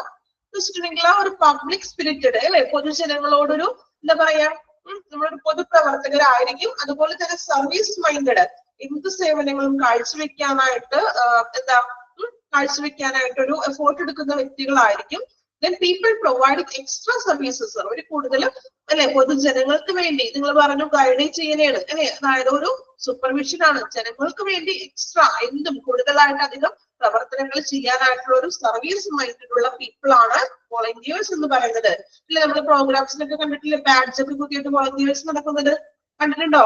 വലിയ പ്രോഗ്രാംസുകളൊക്കെ വരും അല്ലെ, ഇപ്പൊ ബാഡ്ജ് ഒക്കെ ഉണ്ടാവും വോളണ്ടിയർമാരെന്ന് പറഞ്ഞുകൊണ്ട്. അപ്പൊ അവരായിരിക്കും ആ ഒരു പ്രോഗ്രാമിനെ സക്സസ്ഫുൾ ആക്കാനായിട്ട് അവരുടെ ഭാഗത്തു നിന്നുള്ള എല്ലാ പ്രവർത്തനങ്ങളും അവർ ചെയ്യും അല്ലെ. ഇപ്പൊ പ്രവർത്തനങ്ങളൊക്കെ ക്രോഡീകരിക്കാനും എന്തെങ്കിലും തിരക്കോ അല്ലെങ്കിൽ പ്രശ്നങ്ങളൊക്കെ ഉണ്ടാകുമ്പോൾ അതിന് പരിഹാരം കാണാനും നല്ല രീതിയിലുള്ള ആ ഒരു പ്രോഗ്രാം മുന്നോട്ട് പോകാനായിട്ട് അവരുടെ എല്ലാ സേവനങ്ങളും അവർ കാഴ്ചവെക്കുന്നു. Then they help patients host things in patient care area. നമ്മുടെ ഇവിടെ വോളണ്ടിയർ എന്ന് പറഞ്ഞാൽ ആരാണ്? ഹോസ്പിറ്റലിലെ വോളണ്ടിയർ ആണ് നമ്മൾ പറഞ്ഞത്. ഹോസ്പിറ്റലിലെ വോളണ്ടിയർ എന്ന് പറയുമ്പോൾ ഒരു സന്നദ്ധ പ്രവർത്തകരാണ്, അല്ലെങ്കിൽ ജനങ്ങളോട് അവര് സൂപ്പർവിഷൻ ചെയ്യാനായിട്ടുള്ള ഒരു മൈൻഡ് ഒക്കെ ഉള്ളവരായിരിക്കും. Then they help patients. അവർ പേഷ്യൻസിനെ ഹെൽപ്പ് ചെയ്യുന്നു. Host things in patient care area. Host things എന്ന് വെച്ചിട്ടുണ്ടെങ്കിൽ എന്താ? ഹോസ്റ്റ് തിങ്സ് കേട്ടിട്ടുണ്ടോ? ആതിഥേയൻ എന്നൊക്കെ പറയൂലേ. ആതിഥേയൻ എന്ന് വെച്ചാൽ ആരാ? ഇവിടെ വിസിറ്റേഴ്സ്, നമുക്ക് ഹോസ്പിറ്റലിൽ വിസിറ്റേഴ്സുകളൊക്കെ വരുമല്ലോ. അപ്പൊ വിസിറ്റേഴ്സിനെയും അതോടൊപ്പം തന്നെ ഗസ്റ്റ് വിസിറ്റേഴ്സ് എന്നൊക്കെ പറയാം അല്ലേ. അപ്പൊ എന്താ, ആതിഥേയനെയും വിസിറ്റേഴ്സിനെയും അതോടൊപ്പം തന്നെ പേഷ്യൻസിനെയൊക്കെ ഹെൽപ്പ് ചെയ്യുന്നത്. ഇപ്പൊ എന്തെങ്കിലും അവർക്കറിയാത്ത കാര്യങ്ങളൊക്കെ ഉണ്ടെങ്കിൽ പറഞ്ഞൊക്കെ കൊടുക്കുക, അവർക്കുള്ള ഹെൽപ്പുകളൊക്കെ ചെയ്തു കൊടുക്കുക. More volunteerism in a hospital, better the public relation. അല്ലെ, ഇപ്പൊ ഒരു ഹോസ്പിറ്റലില് ഒത്തിരി വോളണ്ടിയറിസം, അതായത് ഒത്തിരി വോളണ്ടിയർമാരൊക്കെ ഉണ്ട്, ഇങ്ങനെയുള്ള സന്നദ്ധ സേവനങ്ങളൊക്കെ ചെയ്യുന്നവരൊക്കെ ഉണ്ടെങ്കിൽ അതിനർത്ഥം അവിടുത്തെ പബ്ലിക് റിലേഷൻ നല്ല ബെറ്റർ ആണെന്ന്. ഓക്കെ, അതായത് പേഷ്യൻസും പബ്ലിക് ആയിട്ടൊക്കെ നല്ലൊരു ഈ വോളണ്ടിയർമാരൊക്കെ ഉണ്ടെങ്കിൽ അതിനർത്ഥം നല്ലൊരു പബ്ലിക് റിലേഷൻ ആയിരിക്കും ആ ഹോസ്പിറ്റലിൽ ഫോളോ ചെയ്യുന്നത്. ഓക്കെ, ക്ലിയർ ആണോ? വോളണ്ടിയേഴ്സ് അതായത് സന്നദ്ധ പ്രവർത്തകർ അല്ലെ, പൊതുജനങ്ങളോട് കുറച്ചും കൂടി നല്ലൊരു സർവീസ് മൈൻഡഡ് ആയിട്ടുള്ള പീപ്പിള്. സോ ഇങ്ങനെ നല്ലൊരു സർവീസ് മൈൻഡഡ് ആയിട്ടുള്ള വോളണ്ടിയേഴ്സ് ഹോസ്പിറ്റലിൽ ഉണ്ടെങ്കിൽ ഇതിനർത്ഥം ഹോസ്പിറ്റലില് നല്ലൊരു പബ്ലിക് റിലേഷൻ ആയിരിക്കും കീപ്പ് ചെയ്ത് പോകുന്നത്. ഓക്കെ, ക്ലിയർ ആണോ? അത്രയും ഭാഗം ഒന്ന് വായിച്ചു നോക്കാമോ? എവിടെയാണ് നമ്മൾ വായിച്ചത്? ബോക്സുകൾ അല്ലേ, ബോക്സ് ഒന്ന് വായിക്കാം കേട്ടോ. പബ്ലിക് ഇൻഡിക്കേറ്റേഴ്സ് തുടങ്ങി നമ്മളിപ്പോ പറഞ്ഞ ബോക്സുകൾ വരെ, വോളണ്ടിയർ വരെ കേട്ടോ. ജസ്റ്റ് ഒന്ന് വായിച്ചു നോക്കുക. സിമ്പിൾ ആണ്, ഇത് നമ്മൾ കോമൺ ആയിട്ട് പറയുന്ന കാര്യങ്ങളാണ്. ജനറൽ ആയിട്ട് നമ്മുടെ ഹോസ്പിറ്റലുകളിലൊക്കെ ഫോളോ ചെയ്യുന്ന കാര്യങ്ങളാണ് പറയുന്നത്. അത് ആ ഒരു രീതിയിൽ മനസ്സിലാക്കി എടുക്കണം കേട്ടോ. അപ്പൊ മാക്സിമം നമ്മൾ നിങ്ങളുടെ എന്താ റിലേറ്റ് ചെയ്തിട്ടാണ് ഞാൻ പറയുന്നത്. ക്ലിയർ ആണോ? ഫോളോ ചെയ്യാൻ പറ്റുന്നുണ്ടോ? ഈ ചാപ്റ്റർ പോയിന്റ് ഔട്ട് ചെയ്തിട്ടുള്ളതല്ല, കാരണം മറിച്ച് നമ്മൾ കുറച്ച് പൊതുവായിട്ടുള്ള കാര്യങ്ങളാണ് പറയുന്നത് കേട്ടോ. അതുകൊണ്ടാണ് നിങ്ങളോട് ഞാൻ എക്സാമ്പിൾ ഒക്കെ എടുത്തിട്ട് ചോദിക്കുന്നത്. കോമൺ ആയിട്ടുള്ള കാര്യങ്ങളാണല്ലോ. ഒരു ഹോസ്പിറ്റൽ ഒരു പ്രത്യേക ഡിപ്പാർട്ട്മെന്റോ അങ്ങനെയുള്ള ഒരു ഏരിയ അല്ല. ക്ലിയർ ആണോ? നിങ്ങളുടെ പാർട്ടിസിപ്പേഷനും കൂടിയാണ് ഇവിടെ വേണ്ടത്. വായിച്ചു നോക്കാം കേട്ടോ.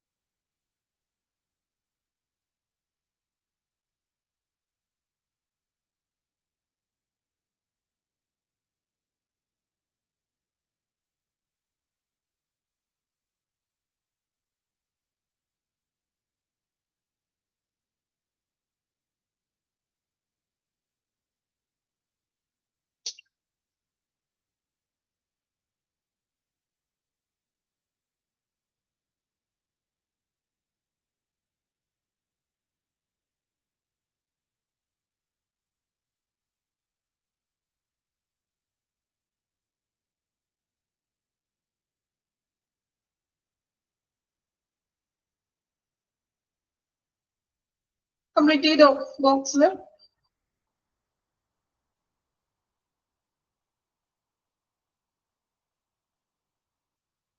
മനസ്സിലാക്കി വായിക്കാം കേട്ടോ. ഇതിൽ നമുക്ക് ബൈ ഹാർട്ട് ആയിട്ട് പഠിക്കാനായിട്ട് ഒന്നുമില്ല. നമുക്ക് കോമൺ ആയിട്ട് നിങ്ങൾക്ക് അറിയാവുന്ന കാര്യങ്ങളൊക്കെ തന്നെയാണ് അല്ലേ?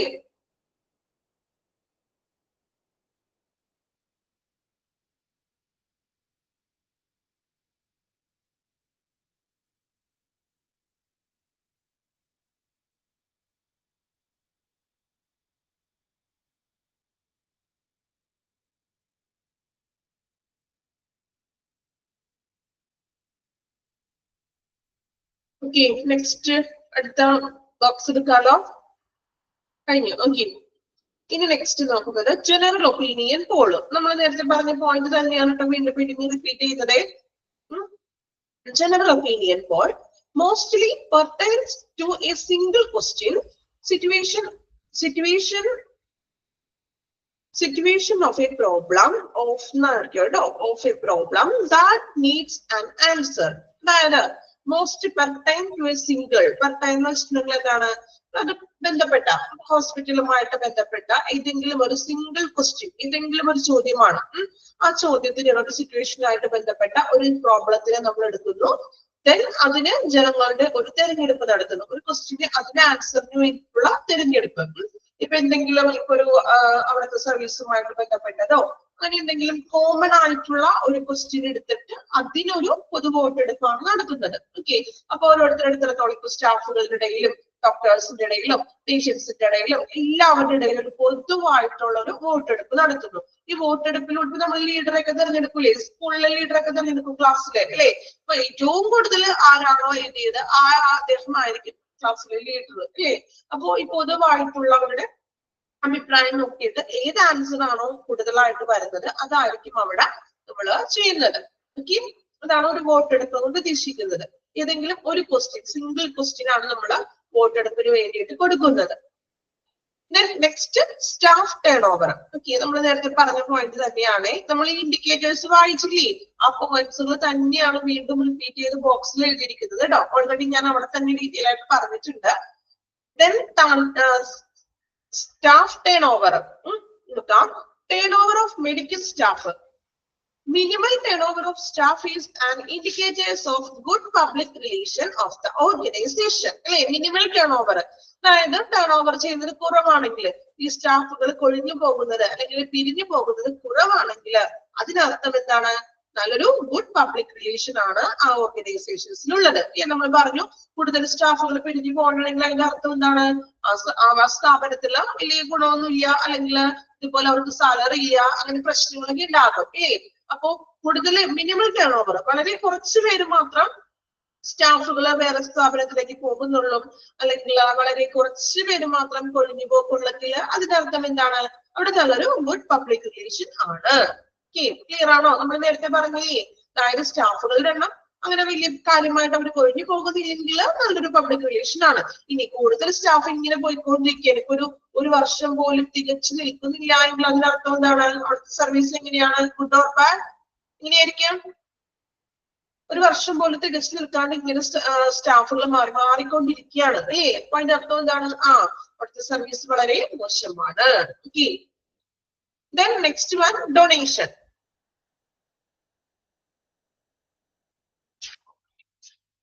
Hospital's primary mission to treat and rehabilitate ill patients. Text ബുക്കിൽ അണ്ടർലൈൻ ചെയ്ത് വെക്കാം കേട്ടോ.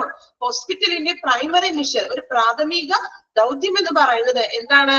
ടു ട്രീറ്റ് ആൻഡ് റീഹാബിലിറ്റേറ്റ് ഇൽ പേഷ്യൻസ് അല്ലേ? പേഷ്യൻസിനെ, അസുഖമുള്ള പേഷ്യൻസിനെ റീഹാബിലിറ്റേറ്റ് ചെയ്യുക, ട്രീറ്റ് ചെയ്യുക, ചികിത്സിക്കുക എന്നതാണ് ഒരു ഹോസ്പിറ്റലിന്റെ പ്രൈമറി മിഷൻ എന്ന് പറയുന്നത്. സാറിന് ചോദിക്കും, അണ്ടർലൈൻ ചെയ്യാം ടെക്സ്റ്റ് ബുക്കില്. അണ്ടർലൈൻ ചെയ്തോ ആ സെന്റൻസ്? ഫസ്റ്റ് സെന്റൻസ് ഡൊണേഷൻസിൽ കേട്ടോ. Hospital's primary mission is to treat and rehabilitate ill patients. Then sometimes both hospital and patient might fail to meet up with the charges needed for this. എന്താണ് പറയുന്നത്? അതായത് ചില സമയങ്ങളിൽ hospitals എന്താണ്, രോഗിയുടെ ഹോസ്പിറ്റൽസിനും അതുപോലെ തന്നെ രോഗിക്കും ഇങ്ങനെയുള്ള ചാർജസ് നിറവേറ്റാൻ പറ്റാതെ വരുന്നു. അതായത് ചില പേഷ്യൻസ് ഒക്കെ ഉണ്ടാവും, അധികം സാമ്പത്തികമായിട്ടൊന്നും ഇല്ലാത്ത പേഷ്യൻസിന് അവിടുത്തെ ഹോസ്പിറ്റലിൽ ചാർജ് നിറവേറ്റാൻ ബുദ്ധിമുട്ടായിരിക്കും അല്ലെ? ഇപ്പൊ നമുക്കറിയാം, ഒരു പ്രൈവറ്റ് ഹോസ്പിറ്റലിലൊക്കെ ആണെങ്കിൽ ഒത്തിരി ചാർജസ് ഉണ്ട് അല്ലെ? ഇപ്പൊ ചിലപ്പോൾ ഒരു സാധാരണക്കാർക്ക് ചികിത്സിക്കാനായിട്ട് വളരെ ബുദ്ധിമുട്ടുള്ള കാര്യമാണ്. ആണോ? അല്ലേ? നിങ്ങൾ പോവാറില്ലേ ഹോസ്പിറ്റലിലൊക്കെ? എങ്ങനെയാണ് അവിടുത്തെ ചാർജസുകള്? എങ്ങനെയാ ചാർജസുകള്? പ്രൈവറ്റ് ഹോസ്പിറ്റലിലൊക്കെ ആണെങ്കിൽ നമുക്ക് ചിലപ്പോ നമുക്ക് താങ്ങാൻ പറ്റാവുന്നതിനപ്പുറം വരും അല്ലേ? നമുക്ക് അതിനുള്ള കൂടുതലാകും. അപ്പൊ അത് പേഷ്യൻസിന്റെ ഭാഗത്തു നിന്ന് ഭയങ്കര ബുദ്ധിമുട്ടൊക്കെയാണ്, നമുക്ക് ആ ഒരു ഇതിന് താങ്ങാൻ പറ്റില്ല. So donation and charitable contributions from the public come in the handy in such vital situation. ഇങ്ങനെയുള്ള സിറ്റുവേഷൻസിലാണ് നമ്മൾ ഈ പൊതുജന സംഭാവന, അതായത് പൊതുജനങ്ങളിൽ നിന്നുള്ള, അതായത് ഇപ്പൊ പിരിവെടുക്കുകയോ ചികിത്സയ്ക്ക് വേണ്ടിയിട്ട് അല്ലെങ്കിൽ മറ്റു വ്യക്തികൾ ഡൊണേഷൻസ് ഒക്കെ കൊടുക്കും, അല്ലെങ്കിൽ ഹോസ്പിറ്റലിന് ഡൊണേഷൻസ് കൊടുക്കും അല്ലെ? ജീവകാരുണ്യ സംഭാവന കൊടുക്കും, അല്ലെങ്കിൽ ഹോസ്പിറ്റലിന് തന്നെ എന്തെങ്കിലും എക്യുപ്മെന്റ്സുകളൊക്കെ പ്രൊവൈഡ് ചെയ്യും അല്ലെ? ഇപ്പൊ ഓരോരോ സംഘടനകൾ, ഇപ്പൊ ഓരോ ക്ലബുകൾ അവരിതുപോലെ ഹോസ്പിറ്റൽസിന് ചില വിളിക്കാനായിട്ടുള്ള ചെയറുകൾ കൊടുക്കും, ഡ്രിങ്കിങ് വാട്ടറിന്റെ അങ്ങനെ എന്തെങ്കിലും കാര്യങ്ങളൊക്കെ ചെയ്യും, അല്ലെങ്കിൽ മറ്റു ഫെസിലിറ്റികൾ അവര് ഓരോ സംഘടനകളോ അല്ലെങ്കിൽ ക്ലബുകള് ഇങ്ങനെ ഓരോ അസോസിയേഷൻസ് ഒക്കെ ഉണ്ടല്ലോ, അവരിതുപോലെ ഡൊണേഷൻസ് ആയിട്ടോ അല്ലെങ്കിൽ സംഭാവനകളായിട്ടോ അല്ലെങ്കിൽ ഏതെങ്കിലും പേഷ്യൻസിന് വീൽ ചെയർ അങ്ങനെ പറഞ്ഞ എക്യുപ്മെന്റ്സുകളൊക്കെ എന്തെങ്കിലും നമുക്കുണ്ടെങ്കിൽ ഡൊണേറ്റ് ചെയ്യാം. അതോടൊപ്പം തന്നെ ഇപ്പൊ ഏതെങ്കിലും പേഷ്യൻസിന് വേണ്ടിയിട്ട് ഇപ്പോ നിങ്ങൾ കണ്ടിട്ടുണ്ടാവുമല്ലോ, ഇപ്പൊ ജീവകാരുണ്യ പ്രവർത്തനങ്ങൾക്ക് വേണ്ടിയിട്ട് ഓരോ സംഘടനകൾ പിരിവൊക്കെ എടുക്കാറുണ്ട് ഇല്ലേ? അപ്പോ ഏതെങ്കിലും ഒരു പേഷ്യൻസിന്റെ സർജറിക്കോ അല്ലെങ്കിൽ ട്രീറ്റ്മെന്റ്സിനൊക്കെ വേണ്ടിയിട്ട് അങ്ങനെ പിരിവുകളും സംഭാവനകളൊക്കെ ചെയ്യുന്നത്. ഓക്കെ, ഇതാണ് ഡൊണേഷൻ കൊണ്ട് ഉദ്ദേശിക്കുന്നത്. ഇത്രയും പറയുന്നുള്ളൂ അവിടെ. ഓക്കെ, ഇനി നെക്സ്റ്റ് നോക്കുന്നത് ലാമ കേട്ടോ. Patient living against medical advice. LAMA പഠിക്കണം, ഫുൾ ഫോം ഇമ്പോർട്ടന്റ് ആണ്, എക്സാമിന് വരും കേട്ടോ. Living against medical advice. ഇനി നോക്കാം കേട്ടോ, എന്താണ് ലിവിംഗ് അഗെയിൻസ്റ്റ് മെഡിക്കൽ അഡ്വൈസ് എന്ന് നോക്കാം. When an inpatient expresses in the desire to live against the advice of the physician, AMA procedure is explained and the patient or responsible party singles the AMA, signs the AMA form. അല്ലേ? അതായത് ഇപ്പൊ ഒരു രോഗി, ഇപ്പൊ ഒരു ഹോസ്പിറ്റലിൽ ഒരു patient admit ആയിരിക്കും വിചാരിക്കാം. അപ്പൊ പേഷ്യൻസ് ഡോക്ടർ വന്ന് നോക്കി 1 വീക്ക് ഇഞ്ചക്ഷനും കാര്യങ്ങളൊക്കെ എഴുതി 1 വീക്ക് ആളെ അഡ്മിറ്റ് ചെയ്യണം എന്ന് പറഞ്ഞു. ഈ രോഗി ഡോക്ടറുടെ അഡ്വൈസിന് വിപരീതമായിട്ട് അല്ലെ, ഡോക്ടർ പറഞ്ഞു ഒരാഴ്ച നമുക്ക് കിടക്കണം, ഒരാഴ്ച കൊണ്ട് ഇതിന് ഇഞ്ചക്ഷൻസ് ഒക്കെ കംപ്ലീറ്റ് ആയാൽ മാത്രമേ അസുഖം പൂർണ്ണമായിട്ടും ഭേദമാവുകയുള്ളൂ എന്ന് പറഞ്ഞു. ഈ ഒരു പേഷ്യന്റ് ഡോക്ടറുടെ അഡ്വൈസിന് എതിരായിട്ട് അല്ലെ, അഗെയിൻസ്റ്റ് ആയിട്ട് വിപരീതമായിട്ട് ഹോസ്പിറ്റലിൽ വിട്ടു പോകാനായിട്ട് അദ്ദേഹം ആഗ്രഹിക്കണം. എനിക്ക് പറ്റില്ല, ഇത്ര ദിവസം അഡ്മിറ്റ് ആവാനായിട്ട് ഇവിടെ ബുദ്ധിമുട്ടുണ്ട് ആ രോഗിയാണ് സ്വയം പറയുന്നത്. ഡോക്ടർ പറയുന്നതിന് എതിരായിട്ട് രോഗി പറയണം. ഉപദേശത്തിന് വിരുദ്ധമായിട്ട് ഹോസ്പിറ്റലിൽ വിട്ട് പോകാനായിട്ട് പേഷ്യന്റ് ആഗ്രഹിക്കുമ്പോൾ എന്ത് ചെയ്യും? അങ്ങനെയുള്ള പേഷ്യൻസ് നമ്മൾ AMA ഫോം കൊടുക്കും. AMA എന്ന് വെച്ചാൽ അഗേൻസ്റ്റ് മെഡിക്കൽ അഡ്വൈസിന്റെ പ്രൊസീജിയർ. കാരണം ഡോക്ടറുടെ നിർദ്ദേശപ്രകാരമല്ല, പേഷ്യൻസിന്റെ സ്വന്തം ഇഷ്ടത്താലാണ് ആ പേഷ്യന്റ് പോകുന്നത്. സോ അവർക്ക് പ്രധാനമായിട്ടും ഒരു AMA ഫോം കൊടുക്കും. ഫോം വെച്ചിട്ടുണ്ടെങ്കിൽ ജസ്റ്റ് കൺസെന്റ് സൈൻ ചെയ്യണം ആ ഫോമില്. അവര് കൺസെന്റ് തന്നെയാണ്. അപ്പൊ ഫോമില് പ്രത്യേകമായിട്ട് എഴുതിയിട്ടുണ്ടാകും ഡോക്ടറിന്റെ നിർദ്ദേശപ്രകാരമല്ല, രോഗിയുടെ സ്വന്തം ഇഷ്ടത്താൽ ഹോസ്പിറ്റലിൽ വിട്ട് പോകുകയാണ്. സോ പേഷ്യൻസിന് എന്തെങ്കിലും ബുദ്ധിമുട്ടുകൾ വരികയാണെങ്കിൽ ഡോക്ടറോ അല്ലെങ്കിൽ ഹോസ്പിറ്റലോ ഉത്തരവാദികളല്ല. ഇങ്ങനെയാണ് ആ ഒരു ഫോമിൽ വരുന്നത്. കൺസെന്റ് ഫോമാണത്. സോ ഈ ഒരു ഫോം കൊടുക്കും. ഇങ്ങനെ പോകണം എന്ന് പ്രകടിപ്പിക്കുന്ന പേഷ്യൻസിന് നമ്മൾ AMA ഫോം കൊടുക്കുന്നു. ദെൻ ഈ AMA ഫോമില് പേഷ്യന്റിനെ കൊണ്ട് സൈൻ ചെയ്യിപ്പിക്കും. എന്റെ സ്വന്തം ഇഷ്ടപ്രകാരമാണ് ഞാൻ ഇവിടുന്ന് ഹോസ്പിറ്റലിൽ വിട്ട് പോകുന്നത് എന്നുള്ള കാര്യങ്ങളൊക്കെ ഡീറ്റെയിൽസ് ആയിട്ട് എഴുതിയിട്ടുണ്ടാകും. അതില് ഒരു സൈൻ ചെയ്യിക്കും ആ ഫോമില്. അങ്ങനെയാണ് ഒരു ലാമ പേഷ്യൻസിന്റെ പ്രൊസീജിയർ എന്ന് പറഞ്ഞിട്ടുണ്ടെങ്കിൽ, then thus accepting responsibility for their decisions and it become a part of the medical records. അപ്പൊ പേഷ്യൻസിനെ കൊണ്ടോ അല്ലെങ്കിൽ പേഷ്യൻസിന്റെ റെപ്രസെന്റേറ്റീവ് ആരെങ്കിലും റിലേറ്റീവ് ഉണ്ടാവുമല്ലോ, അവരെ കൊണ്ട് കൺസെന്റ് ഫോമിൽ സൈൻ ചെയ്യിക്കും. AMA ഫുൾ ഫോം എന്ന് പറഞ്ഞാൽ അഗെയിൻസ്റ്റ് മെഡിക്കൽ അഡ്വൈസ്. ഓക്കെ, ലാമ ലിവ് അഗെയിൻസ്റ്റ്, ലിവിംഗിലെ AMA എന്ന് പറഞ്ഞാൽ അഗെയിൻസ്റ്റ് മെഡിക്കൽ അഡ്വൈസ്, അതായത് medical അഡ്വൈസിന് വിപരീതമായിട്ട്. Okay, AMA against medical adviser. Okay, അപ്പൊ ഡോക്ടറിന്റെ മെഡിക്കൽ അഡ്വൈസിന് വിപരീതമായിട്ട് പോകുന്ന പേഷ്യൻസിനെ കൊണ്ട് നമ്മൾ AMA ഫോം കൊടുക്കും. പേഷ്യൻസിന്റെ റിലേറ്റീവിനെ കൊണ്ട് ആ കൺസെന്റ് ഫോമിൽ സൈൻ ചെയ്യിക്കുന്നു. Then ഇത് become a part of medical records അല്ലെ, ഇതൊരു മെഡിക്കൽ രേഖയുടെ ഒരു ഭാഗമാണെന്ന്. ഈ AMA ഫോം എന്ന് പറഞ്ഞാൽ നമ്മൾ ആ പേഷ്യൻസിന്റെ മെഡിക്കൽ റെക്കോർഡിൽ സൂക്ഷിക്കും. കാരണം അതൊരു മെഡിക്കൽ റെക്കോർഡിന്റെ ഭാഗമാണ്. Then more llama patients, brochure is the hospital public relation. ഇങ്ങനെ കുറെ ഇപ്പൊ ഒരു ഹോസ്പിറ്റലിൽ തന്നെ കുറെ ലാമ പേഷ്യൻസ് ഉണ്ടെന്ന് വിചാരിക്കാം. അതിനർത്ഥം എന്താണ്? brochure is the hospital public relation. Public relation വളരെ മോശമാണെന്നാണ് അതിന്റെ അർത്ഥം ഹോസ്പിറ്റലിൽ, അല്ലേ? ഈ ലാമ പേഷ്യൻസ് എന്തുകൊണ്ടാണ് ഇങ്ങനെ പേഷ്യൻസ് പോകുന്നത്? അതിന് പല റീസൺസ് ഉണ്ടാകും. എന്തൊക്കെയായിരിക്കും റീസൺസ്? ഡോക്ടറിന്റെ അഡ്വൈസിന് വിപരീതമായിട്ട് പോകാനായിട്ടുള്ള റീസൺസ് എന്തൊക്കെയാണ് എന്നാലോചിച്ച് നോക്കിയേ. വെറുതെ ചുമ്മാ പേഷ്യൻസ് പോകില്ലല്ലോ ഒരിക്കലും, അല്ലേ? ബില്ല്, ഓക്കെ, ബില്ലിന്റെ പ്രശ്നം വരാം. സർവീസ് വളരെ മോശമായിരിക്കാം. മണി, വേറെ എന്തൊക്കെ ഉണ്ടാകാം? ചിലപ്പോ ട്രീറ്റ്മെന്റിൽ അവർക്ക് കംഫോർട്ടബിൾ ആയിരിക്കാം. ദെൻ ചിലപ്പോ ഫെസിലിറ്റികൾ ഉണ്ടാവില്ല, സാറ്റിസ്ഫൈഡ് ആയിരിക്കില്ല, ഫിസിക്കൽ ഫെസിലിറ്റി ഇല്ല, കെയറിങ് ഉണ്ടാവില്ല. ഓക്കെ, അപ്പൊ ഇതെല്ലാം എന്താണ്? പബ്ലിക് റിലേഷൻ മോശമായത് കൊണ്ടല്ലേ ഇങ്ങനത്തെ ഒരു റീസൺസ് വരുന്നത്? ആണോ? അവിടുത്തെ പബ്ലിക് റിലേഷൻ മോശമായതിനാണ് ഇത്രയും നമ്മൾ കാരണങ്ങൾ റീസൺസ് പറഞ്ഞത്. സോ അപ്പൊ ഒരു ഹോസ്പിറ്റലിൽ കൂടുതൽ ലാമ പേഷ്യൻസ് ഉണ്ടെങ്കിൽ അതിനർത്ഥം ഹോസ്പിറ്റലിൽ പബ്ലിക് റിലേഷൻ വളരെ മോശമാണെന്നാണ്, അല്ലെ? ഇപ്പൊ നമ്മള് കുറെ പേഷ്യൻസ് ഇങ്ങനെ ലാമ പേഷ്യൻസ് ആയിട്ട് പോവുകയാണ്. അപ്പൊ അതിനർത്ഥം അവർക്ക് ഇതുപോലെ ഫെസിലിറ്റികൾ കിട്ടണില്ല, അല്ലെങ്കിൽ ബെറ്റർ ട്രീറ്റ്മെന്റ്സ് ഇല്ല, അല്ലെ? ഇങ്ങനെയുള്ള റീസൺസ് കൊണ്ടാണ് പേഷ്യൻസ് ലിവ് ചെയ്ത് പോകുന്നത്. സോ അതിനർത്ഥം എന്താണ്? കൂടുതൽ ലാമ പേഷ്യൻസ് എന്ന് പറഞ്ഞിട്ടുണ്ടെങ്കിൽ അവിടുത്തെ പബ്ലിക് റിലേഷൻ റോസർ എന്ന് വെച്ചിട്ടുണ്ടെങ്കിൽ എന്താണ്? മോശമാണെന്ന്, വളരെ വെരി ബാഡ് സർവീസസ് ആണെന്ന്. ഓക്കെ, ക്ലിയർ ആണോ? ലാമ പേഷ്യൻസ്, ലാമ എന്ന് വെച്ചിട്ടുണ്ടെങ്കിൽ ലിവിംഗ് അഗെയിൻസ്റ്റ് മെഡിക്കൽ അഡ്വൈസ്, ഇങ്ങനെയുള്ള പേഷ്യൻസിന് നമ്മൾ AMA ഫോം കൊടുക്കും. AMA എന്ന് വെച്ചിട്ടുണ്ടെങ്കിൽ എന്താണ്? Against medical advice. AMA ഫോമിൽ ഇൻക്ലൂഡ് ചെയ്യുന്ന വെച്ചിട്ടുണ്ടെങ്കിൽ പേഷ്യൻസ് ഡോക്ടറിന്റെ അല്ലെങ്കിൽ ഫിസിഷ്യന്റെ അഡ്വൈസിന് വിപരീതമായിട്ട് പോവുകയാണ്. സോ പേഷ്യൻസിന് എന്തെങ്കിലും സംഭവിച്ചാൽ ഡോക്ടറോ അല്ലെങ്കിൽ ഹോസ്പിറ്റലോ യാതൊരു വിധത്തിലും ഉത്തരവാദികളല്ല. ഓക്കെ, ക്ലിയർ ആണോ? അത്രയും ഭാഗം ഒന്ന് വായിച്ചു നോക്കാമോ? എവിടെ തുടങ്ങിയാണ് ഇനി വായിക്കാനുള്ളത്? ഡൊണേഷൻ. ഓക്കെ, ഒപ്പീനിയൻ പോൾ തുടങ്ങിയല്ലേ? വായിച്ചു നോക്കാം കേട്ടോ.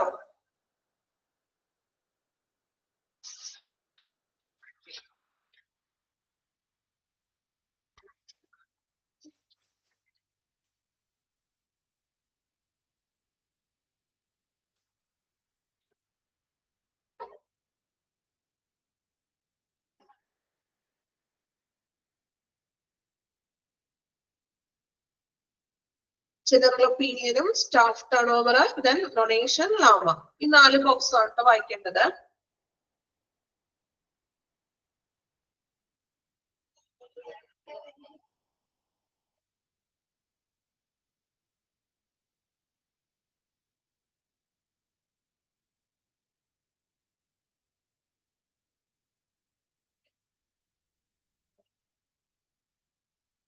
കൺസിസ്റ്റൻസി വിട്ടുപോയി. നെക്സ്റ്റ് പറയാട്ടോ. ടീച്ചർക്ക് നോക്കിയപ്പോഴാണ് ഒരു ബോക്സ് വിട്ടുപോയി. Okay okay.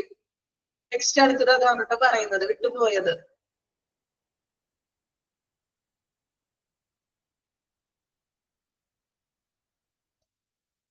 ശ്രദ്ധിക്കുന്നുണ്ടല്ലോ എല്ലാവരും? ഓക്കെ. കണ്ടായിരുന്നു വിട്ടുപോയിട്ടാണ് കേട്ടോ. നമുക്ക് നെക്സ്റ്റ് അത് പറയാന്ന് ഓർത്ത് വിചാരിച്ചിരിക്കണേണ് കേട്ടോ. കംപ്ലീറ്റ് ചെയ്തോ? അയച്ചോ? നമ്മളെടുത്ത് എത്രയും ജനറൽ ഒപ്പീനിയൻ പോളർ, then turn over of medical staff,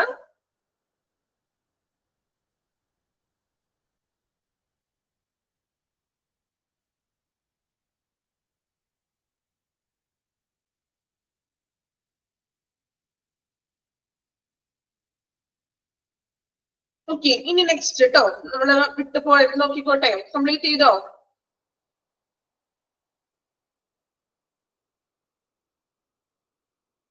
okay. Consistency in attendance by patients വിട്ടുപോയതാണ്, നമ്മളെ ശ്രദ്ധിക്കാം.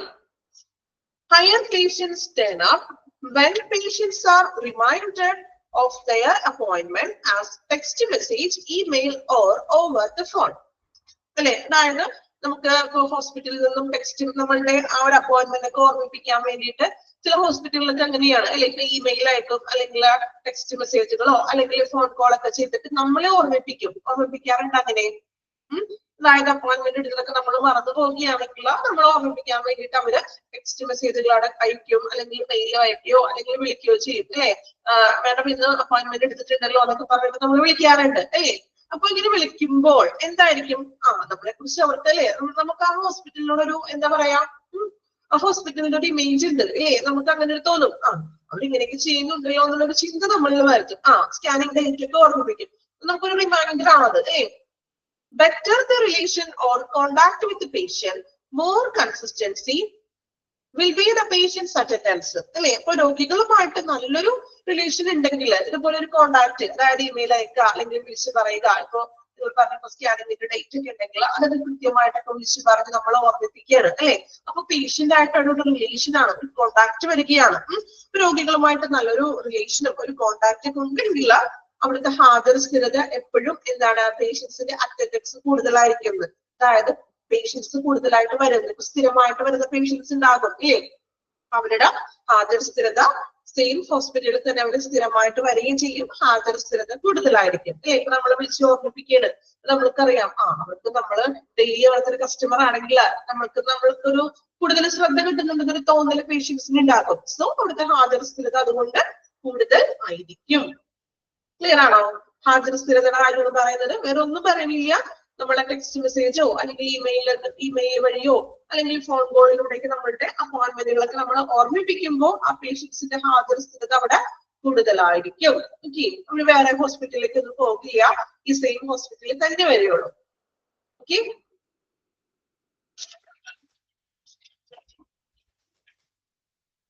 ഒരു ബോക്സും കൂടി ഉണ്ട്, ആ ബോക്സും കൂടി ഒന്ന് കംപ്ലീറ്റ് ചെയ്യാം കേട്ടോ.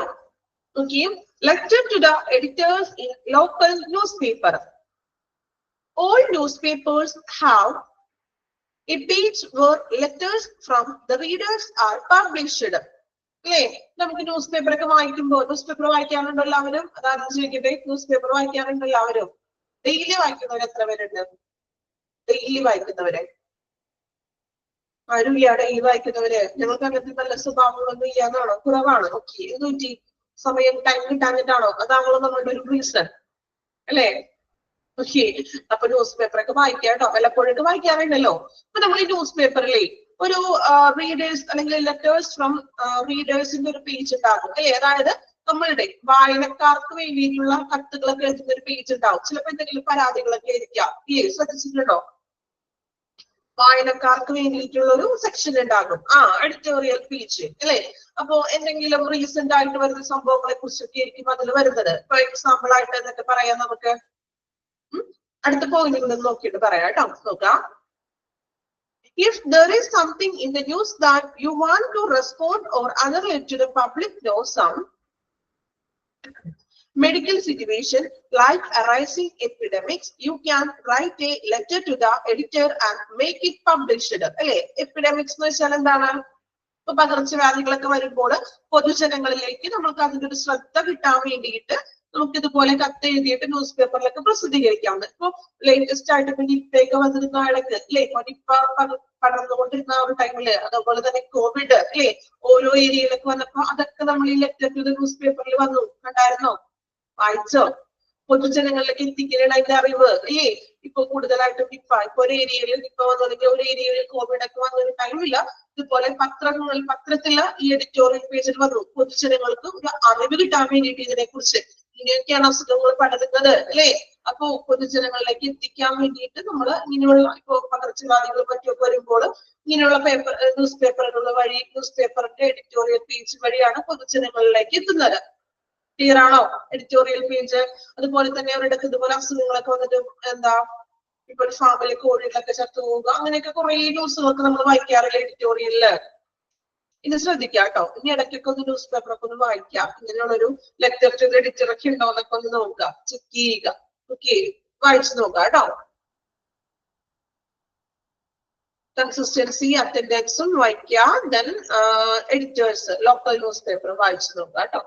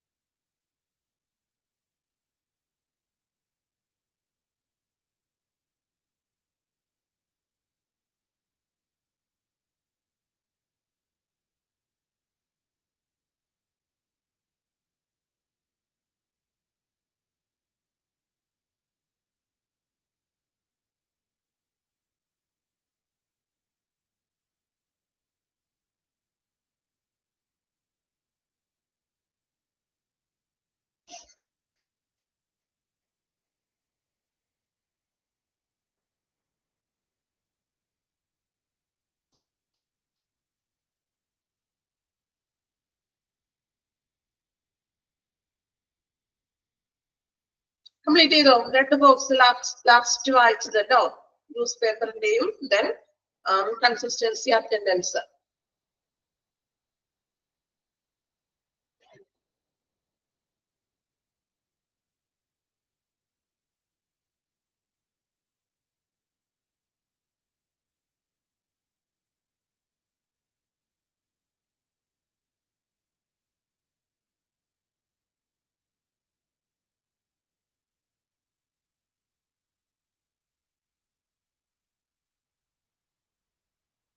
ഓക്കെ, കംപ്ലീറ്റ് ചെയ്തോ എല്ലാവരും?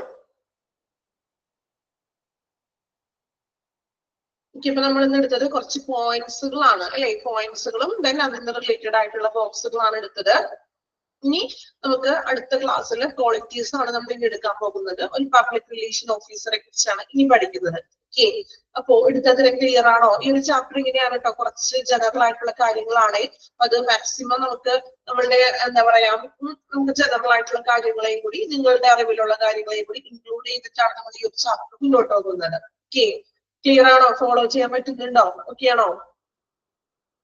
പോയിന്റ് ഔട്ട് ചെയ്തിട്ടുള്ളതല്ലോ, കുറച്ചും കൂടി അല്ലെ കോമൺ ആയിട്ട് പറയുന്ന കാര്യങ്ങളൊക്കെയാണ്. കുഴപ്പമില്ല, കുറച്ച് ഇച്ചിരി ബോറിംഗ് ഒക്കെ ഉണ്ടാവും, കുഴപ്പമില്ല. നമുക്ക് എന്ത് സഹിക്കാൻ പറ്റില്ലേ, നമുക്ക് പഠിച്ചേ പറ്റും. അത് ഈ കോമൺ ആയിട്ടുള്ള കുറച്ച് കാര്യങ്ങളൊക്കെയാണ്. ചില ചാപ്റ്റേഴ്സ് നമ്മൾ തേർഡും ഫോർത്തും മൊഡ്യൂളിൽ അങ്ങനെയാണ്, കുറച്ച് പൊതുവായിട്ട് പറയുന്ന കാര്യങ്ങളൊക്കെയാണ് കേട്ടോ. പഠിക്കാൻ ബുദ്ധിമുട്ടൊന്നുമില്ല, പോയിന്റ് ഔട്ട് ചെയ്ത് മനസ്സിലാക്കി പഠിച്ചാൽ മതി. ഓക്കെ, പിന്നെ നെക്സ്റ്റ് ക്ലാസ്സിൽ ഇതുവരെ ഉള്ളത് നന്നായിട്ടൊക്കെ വായിക്കുക കേട്ടോ. നല്ലപോലെ വായിക്കണം. നിങ്ങൾ ഡെയിലി വായിച്ചാൽ മാത്രമേ നമുക്ക് കുറച്ച് ചില ചാപ്റ്ററുകളൊക്കെ ഇത്തിരി ലെങ്തി ആയിട്ടുള്ള ചാപ്റ്റേഴ്സ് ഒക്കെ ഉണ്ടാകും. അപ്പൊ അതനുസരിച്ചിട്ട് കൃത്യമായിട്ട് വായിച്ചാൽ മാത്രമേ നമുക്ക് നെക്സ്റ്റ് മുന്നോട്ട് പോകാനായിട്ട് പറ്റുള്ളൂ. അപ്പൊ വായിക്കുക. ഇനി എന്തെങ്കിലും ഡൗട്ട്സ് ഉണ്ടെങ്കിൽ നെക്സ്റ്റ് ക്ലാസ്സിൽ വരുമ്പോൾ ചോദിക്കാം. Okay, thank you all.